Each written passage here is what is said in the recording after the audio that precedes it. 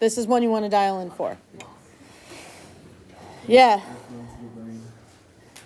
You guys, let's go ahead and say 40% of adults are planning on seeing or went to go see the new Gladiator movie. Okay? So that means we know that P is equal to 0.4. And we're going to take a random sample of 1,015 adults. You guys, if I think about every possible sample I could take, and I measure each of those possible samples' p-hats, will those p-hats be approximately normal? We would look for NP and 1 minus P. Are we good that both of those are going to be well above 10? Great. And what is the center of those p-hats going to be?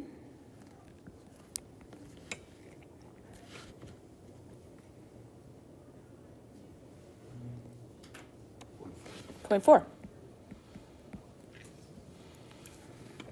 Standard deviation of those p-hats would be the square root of 0.4 times 0.6 over 1,015. The formula we talked about at the very beginning of class. I already put it in my calculator. I know the answer. It's 0.015.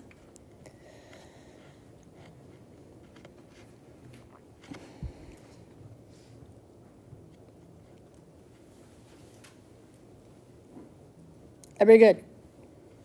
Okay.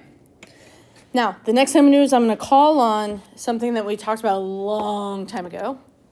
It was what we called the empirical rule. It went 68, 95, 99.7. Do you guys remember this rule? Okay. So, basic idea. If this is 95% of my observation, of my p-hats, okay, then this distance would be 2 standard deviations. 68% was 1 standard deviation, 95 was 2 standard deviations, 99.7 was 3 standard deviations, okay? So 2 standard deviations in this case would be 2 times 0.015. So this distance would be 0.03. This distance would be 0.03.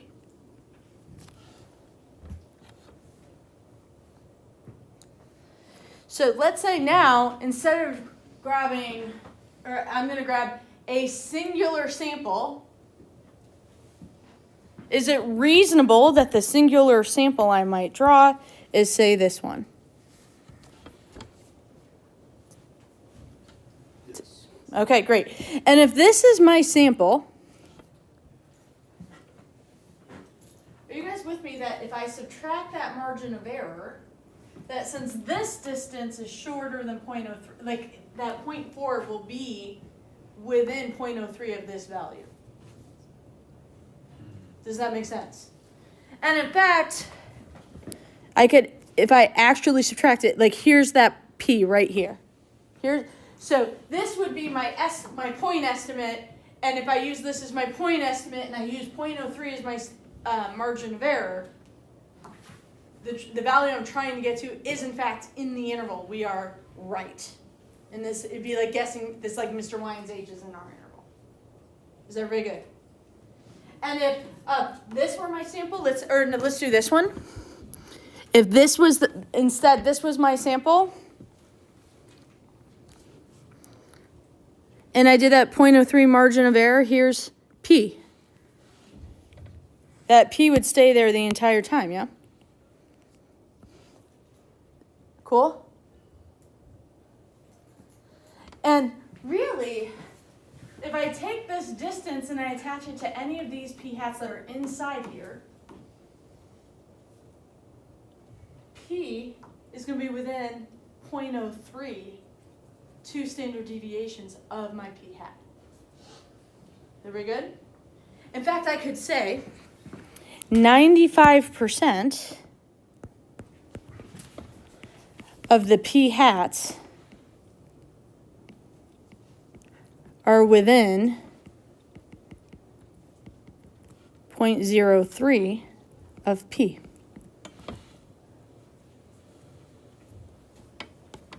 Everybody good?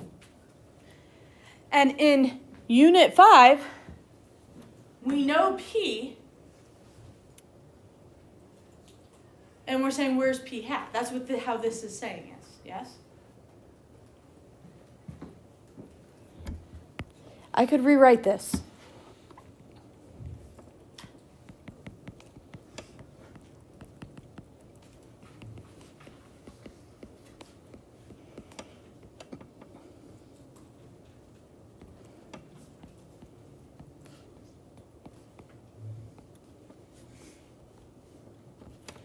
P hat will be within 0.03 of P, or P will be within this of my P. Oh, I have this backwards, you guys. The hat should be on the second one. P will be this close to my P hat 95% of the time. Okay?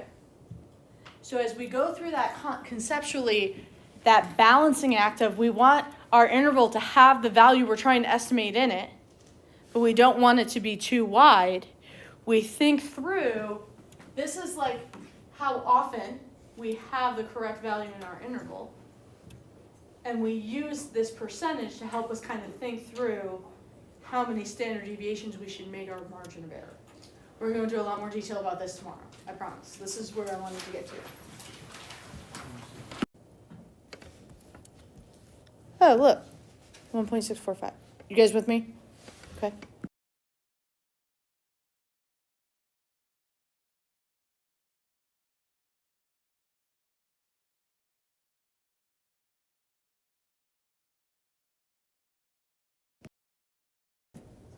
Okay. First off, when we make these assumptions, you guys use inverse norm, yes? That's how we calculate that critical value. So the way we come up with our margin of error, we are assuming the p hats are going to be approximately normal, yeah? It's okay to assume that, but then we're going to have to make sure certain circumstances occur in order for us to make that assumption. We're assuming our sample is a representative sample, okay? So one of the things for every question I give you that's going to be, you have to make what we call a statistical inference. Right now our inference is an estimation, okay? Is you're going to be asked to check assumptions. Most of the time, it's going to be these three assumptions, okay? The first assumption is that our sample is random. The reason we want a random sample is we want to be able to generalize to the population. If our sample is not randomly drawn, we shouldn't be using it to represent our population in the first place. Okay, that random makes sure the sample is representative of the population. Okay. The critical values that we use inverse norm to get there. So we need to assume that the sampling distribution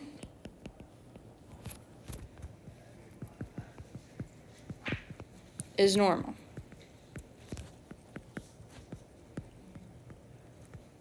Okay.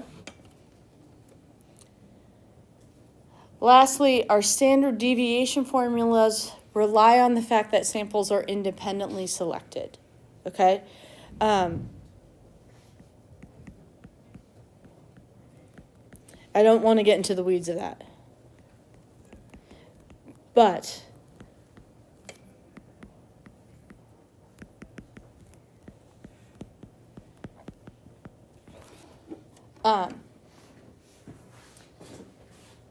we need them to be independently selected in order for, like, for instance, especially for the p hats, they come from the binomial distribution. Remember, one of the conditions for something to be binomial was that each trial was independent. Okay, that's kind of where it comes from.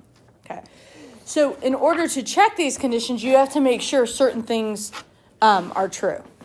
Okay, the first of which, so if you want to check that something is random, all you're going to do is look in the stem of the question, like that big thing, and you're going to say, did Ms. Meister, or did the College Board, or did whoever wrote this question, did whoever wrote, that doesn't feel right. Did whoever wrote this question? Yeah. I think it's did. Did whoever... Or whoever wrote this question. Did Ms. Meister or Check whoever wrote if this whoever question. gave this question. I can't do this. Anyway, were you given that it was the sample drawn randomly? You're going to be... You guys, it's going to be given to you. You just got to write out that you checked that it was there. Okay? You guys, when were the p hats approximately normal? When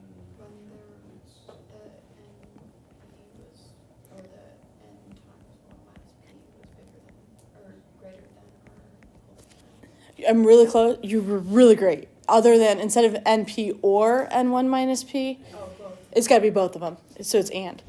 We got a slight problem, you guys. If we are trying to estimate what P is,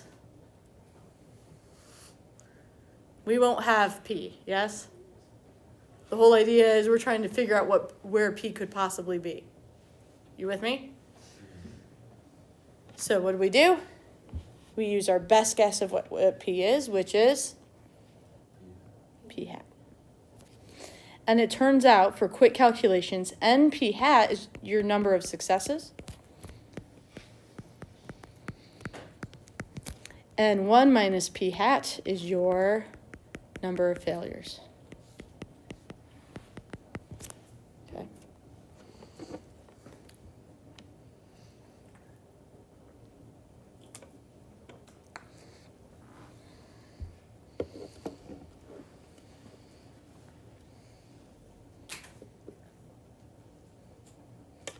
Okay. Independence. We did talk about this. The example we talked about this was with a bunch of radio dials on a car. In like unit 4 notes maybe, unit 5 notes. For right now, for time and the fact that I'm not going to be here tomorrow, we're going to not get into the weeds of it. To check the independence condition, what you want is that your sample size is less than 10% of your population size. On another day, I will be happy to expand on this. This isn't the one.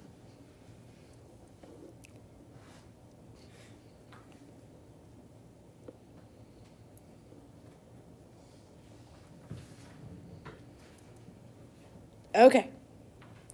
So, let's review the process we did yesterday. We made our guess, our educated guess, plus or minus our margin of error, yes? Is everybody with me? What is my educated guess at what P could possibly be? P hat. That's my best estimate, right? I know it's wrong, but it's the best I got. Every good? Okay.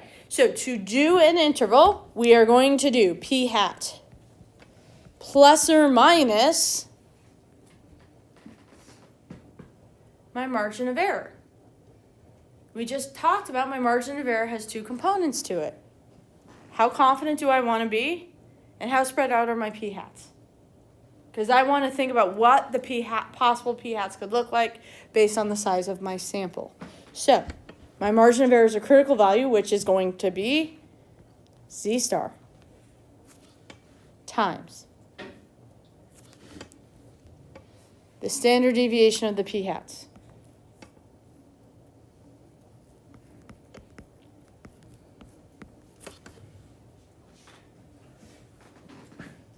You guys, what's the problem with this? We don't have P. We still don't know P, so what are we going to do? P hat.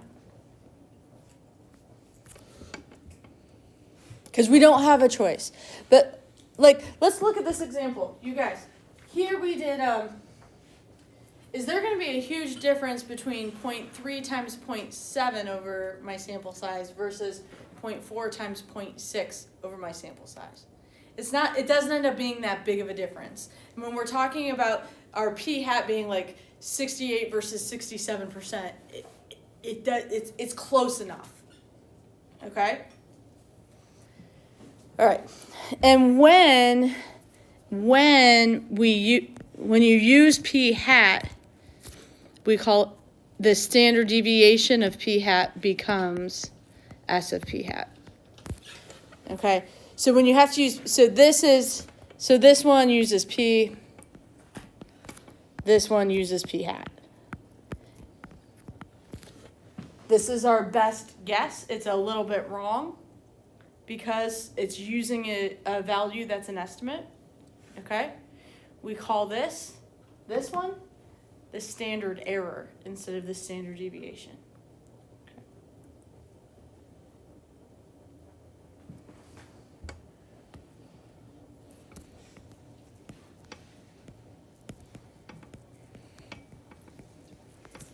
All right, one more thing.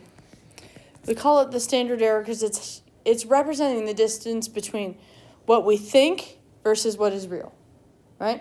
If what is real is 70% and my sample is 71%, I'm off by a little bit, yeah? Okay? This is the average of how far we are based on only sampling. So I don't want you guys to hear standard error, see that word error and be like, you're wrong. This is the predicted error with respect to the fact that you're taking a sample and samples aren't perfect. This is only error due to the fact of sampling. Is everybody okay? All right. The intervals have very specific interpretations. I promise we're going to get to actually doing one of these all the way through so you guys can see, okay? All right. To interpret the interval, it always goes like this. Blank percent, or hold on. We are blank percent. That the interval, or confident,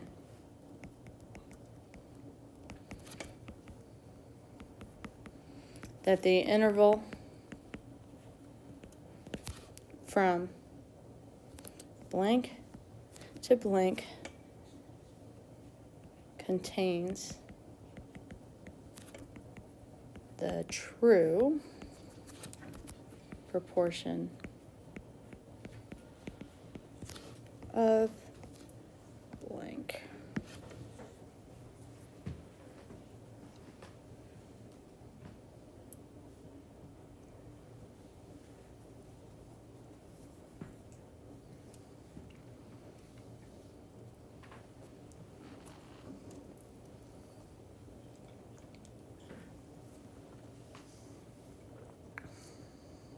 So why did you underline true? So it's really important that we recognize that we're using what actually happened in our sample to make a conclusion about something that we don't know for sure. Okay? I have seen in the past rubrics where people wrote their conclusion in past tense, didn't use that word true, so it sounded like the conclusion was being made about the sample. And because of this was like a funky rubric for sure. If they did that, the way the rubric read, they got double dinged and they went from a 4 on a question to a 2. Because the specific wording of that question was weird, that they were trying to be like, could they make the correct conclusion and who did they make the conclusion about? And it makes a big deal. In fact, none of your conclusions should ever be written in past tense. Because if they're written in past tense, it sounds like you're talking about the sample. Your conclusion is what that sample says about the population. And it gets, so no past tense for sure. Okay, there are 4 things you need to include. Every time I give you one of these questions, it's going to be easy to forget one of them. What I'm about to show you down here is just strategies to help you understand how you're going to be graded on these questions. And it is pretty much a guarantee you will have some question that requires you to do these 4 steps. Pretty much a guarantee. There's almost always an inference question of some kind, okay? All right, the first thing you need to do is choose. Choose means choose a procedure. Right now, you have only learned one and we haven't even really done one yet. So we'll talk about the different procedures towards the end. The procedure we're going to talk about right now is called a one sample Z interval for P. Z being that it's a Z star for our critical value, we're estimating P from a singular sample. One sample Z interval for P, okay? Then what you need to do is check. Check your assumptions. Random, normal, independent. After those, you do your calculations. What is the actual interval itself? Then you conclude. Hence, you see, you're going to start hearing me talk about the 4 C's. Choose, check, calculate, conclude. So, how come I have 3 boxes? Because we don't really have to choose a procedure. You do have to choose a procedure. Right now you don't because you only know one. Mm-hmm. But we're going to learn 4 in Unit 6 alone. Okay? All right, you guys. The rubric will grade this box as 1 EP or I. This box as 1 EP or I. This box as 1 EP or I. You guys get what I'm saying there? So like to get a 4 on the question, you get all 3 boxes correct. But these two tend to be graded together on the rubrics. Okay, that's the only reason I do that. This is my way of just like helping you guys see what to expect here, okay? All right, one last thing. The conclude part is going to be writing out this statement. Let me give this and then I'll get back to you, okay? It's going to be writing out this particular statement in context, okay? If you don't know how to do the interval, like you're like taking the test, you hit a blank. Make something up for this box. Because if this box interprets what you have here correctly, even if this is wrong, you get full credit for this box. Do you guys see what I'm saying here? If you leave this one empty, there's no chance you can get credit for the conclusion. Do you guys get what I'm saying? But if you make something up here, you won't get credit for these, but you will get credit for the conclusion part. Okay, so this will make more sense when we work all the way through one. I'm just telling you, like that makes your job a lot easier. So if your conclusion has the wrong values, but it's formatted right, we'll get points, is what you're saying? Yeah, but if you so I've had students just do this I get you. instead of actually putting fake numbers in, right? So any of your, the conclusions are always referencing back to your calculations to make said conclusion, okay? If you don't have any calculations, you can't get credit for it. So make up a calculation at least. Now, what I want you to do is know how to do it and use the correct calculation to begin with. But in the, from the test-taking strategy component, you could get a 2 out of 4 without knowing how to do the question by just doing these 2 boxes correctly. Or like EPI, if you get a P here, an E here, and an I here, you can still get a 2 out of 4. Do you guys see what I'm saying? Like, you pick the wrong procedure, you don't check the right conditions or whatever, you could still get partial credit here, full credit here, and still end up with a decent score on a question without knowing how to do it. Okay? Now, I want you guys getting 4s on every question. You want to get 4s on every question. I just want you guys to, know from the strategy perspective that there's stuff to... So the check part is just using these Yeah. to check Yeah. that you can use that procedure? Exactly. So first you say, choose the procedure, check that you're allowed to use that procedure, do the procedure, get your calculations to do the procedure. You've done it. What's your conclusion now that you've done it? Okay? Let's do one.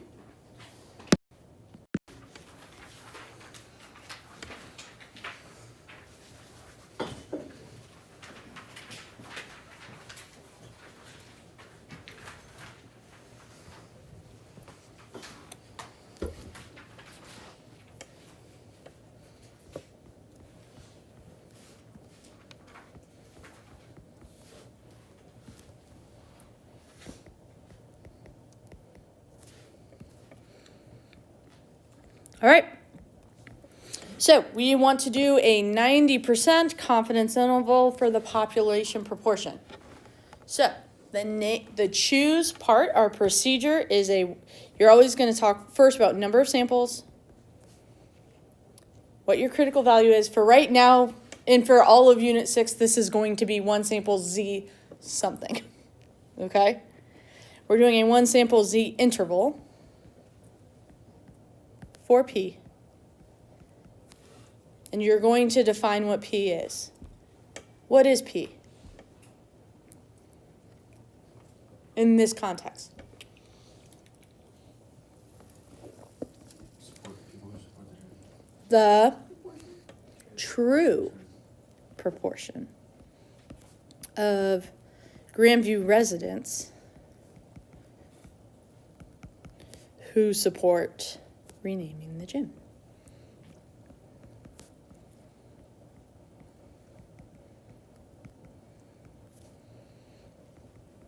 Do you guys see the level of being specific that we're talking about here? And did you see that it's a lot of stealing the words from the question to do so? Okay. Our conditions, the first one, random. Yes? Okay, we're gonna be a little bit more specific. You're gonna say given, and then you're gonna say how it was stated in the question. In this case, what we have is given random sample. Normal.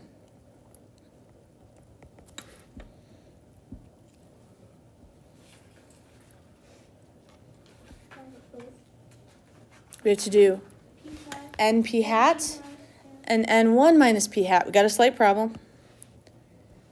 Probably should figure out what P hat is, huh? What is it? It's not 380.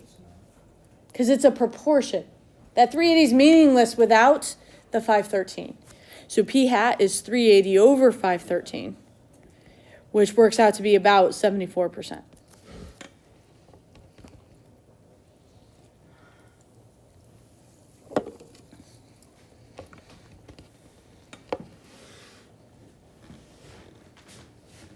Cool? So now to check that condition, I've got 513 times 0.74. They are picky that you have to show this work.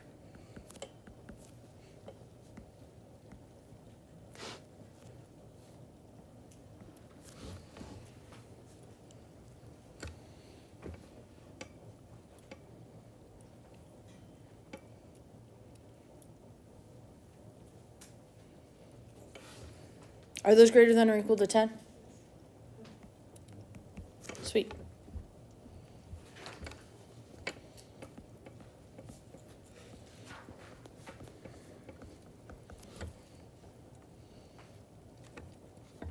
Do you guys think it's reasonable to say 513 is less than 10% of all Grandview residents? Turns out it's arguable, but I think the population of Grandview is somewhere between 5,000 and 6,000, so it's good. It's fine.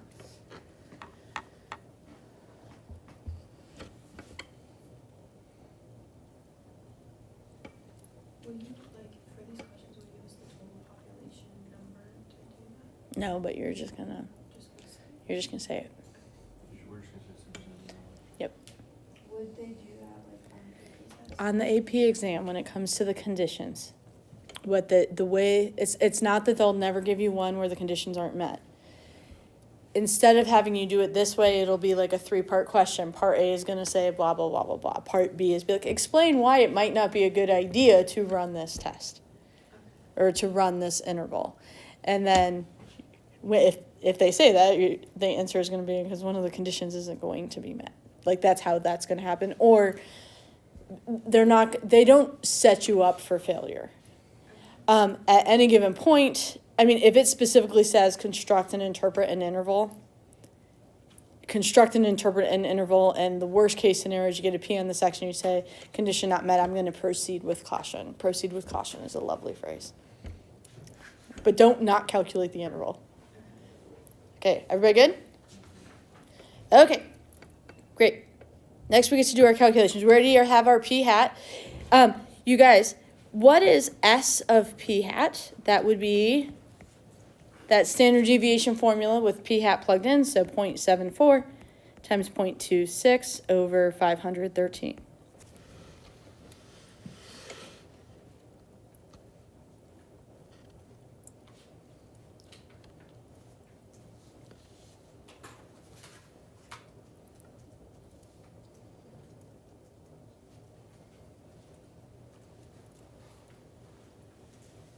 And I think we got like 0.019. this morning.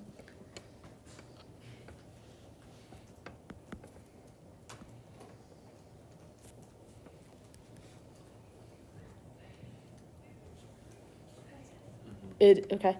And from the previous page, I kind of remember that if I'm 90% confident my Z star is 1.645. Let's look. Okay. We've got all the work. Now we just got to do it. So we'll do P hat. My best estimate, we know it's going to be close to 74%. It's not going to be exactly 74%. We're going to give ourselves that margin of error. And if we use 1.645 times 0.019 as my margin of error, we're essentially giving ourselves the wiggle room so that our sample is likely to be 90% likely to be one of the samples that will give me an interval that has that actual value in it. All right, U6 over here, you guys do the minus, you guys do the plus, so that we actually have an interval, because at the end, our answer is the interval.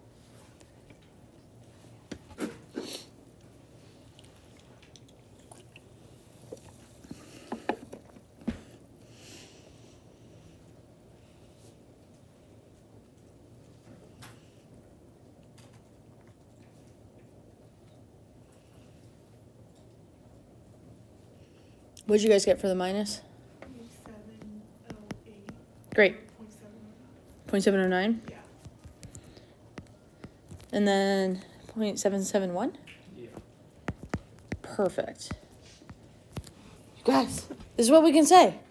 If this were an actual sample that Mr. Kolb took, somewhere between 71 and 77% of Grandview Heights residents would support the idea of, the thing, renaming the gym. Okay? Now, that's what that means. Somewhere between there. That's what our interval suggests. Okay?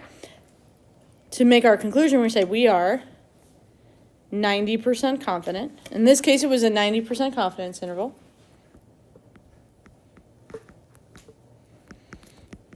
That the interval from 0.709 to 0.771 contains the true proportion of Grandview residents who support renaming the gym.